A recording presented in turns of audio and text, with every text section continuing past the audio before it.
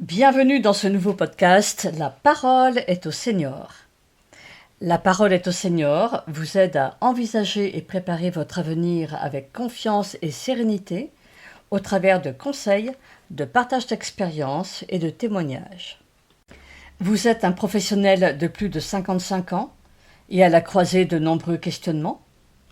Vous avez du mal à imaginer à quoi pourrait ressembler votre retraite, voire même à déterminer si vous devriez prendre votre retraite. Vos objectifs manquent de clarté, vous ne savez pas par où commencer. En travaillant avec moi, vous pouvez passer de l'état de doute à la confiance, de la confusion à une direction claire. Construisons ensemble le futur qui vous ressemble.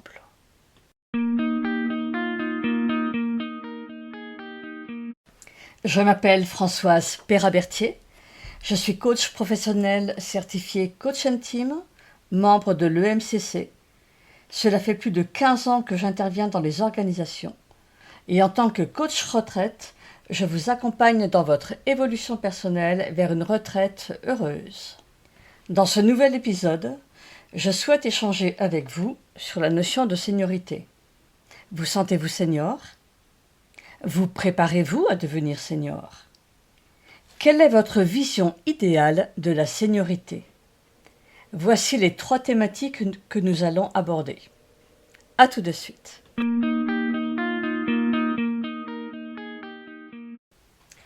Revenons à la première question. Vous sentez-vous senior ? Qu'avez-vous ressenti la toute première fois où l'on vous a donné le titre de senior ? Pouvez-vous revenir à cet instant précis ? Comment est-ce que cela s'est passé pour vous ? Était-ce de la joie, de la fierté, le sentiment d'avoir passé un cap, que l'on reconnaisse enfin votre talent à votre juste valeur ? Avez-vous associé cette seniorité à votre expertise ? Ou bien avez-vous ressenti un petit moment de gêne, une légère crispation, accompagnée d'un sourire un peu forcé, et d'un dialogue intérieur du style « Ah bon ? C'est comme cela que l'on me voit à présent ?» Et vous avez pu ressentir le poids des années sur vos épaules, le sentiment de prendre un coup de vieux tout d'un coup. Quel âge aviez-vous ?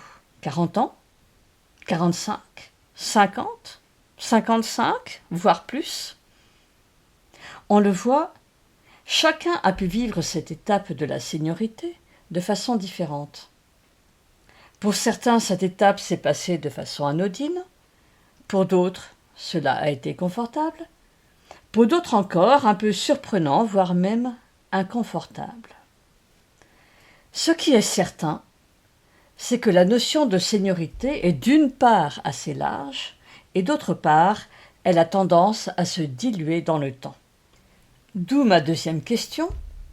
Vous préparez-vous à devenir senior ? Et où situez-vous la frontière entre seniorité et vieillesse ? À quel moment est-ce qu'on bascule de l'un à l'autre ? Quelles sont les étapes à franchir ? Là encore, la frontière est bien subjective. Vous avez certainement entendu des réflexions du genre « Ah bon ? Il est déjà si vieux ? Je le croyais plus jeune. » Ou alors « Il fait plus jeune que son âge. » Et on voit bien que c'est là que tout se joue. Que c'est une question de rapport entre notre esprit et notre corps. Parfois, cela peut nous mettre en difficulté. Notre corps a du mal et notre tête, elle, continue à fonctionner, à vouloir, à projeter. Je m'entretenais encore récemment avec des nonagénaires qui me disaient « Mon corps ne peut plus, mais ma tête, elle continue. Je me surprends à faire des projets. Extraordinaire, non ? » Alors, au-delà de toutes ces normes que l'on nous impose, et qui restent en somme assez floues, au fond, qu'est-ce qui importe ? N'est-ce pas notre capacité à nous sentir infiniment vivants, vibrants, prêts à nous projeter vers un avant, et ce, peu importe le nombre des années ? Et j'en viens à ma troisième question. Quelle est votre vision idéale de la seniorité? Quelle vision vous paraît la plus inspirante et comment imaginez-vous votre devenir de senior? Quelle image vous inspire le plus? Est-ce que vous envisagez votre évolution en forme de cloche, c'est-à-dire qu'après avoir atteint votre zénith, vous vous imaginez sur une pente descendante? Ou bien est-ce que vous vous imaginez sur un escalier continu, où chaque palier révèle un nouveau panorama, un nouvel espace d'exploration et de découverte? Si vous aviez le choix, quel chemin souhaiteriez-vous emprunter? Celui de la cloche ou celui de l'escalier?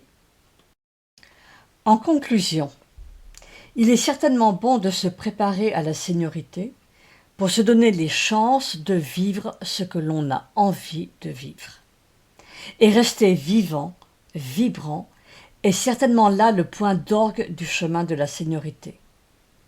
Pour cela, il faut travailler sur son corps et sur son esprit, prendre soin de son physique et de son mental. La bonne nouvelle, c'est que nous disposons d'un certain nombre de clés.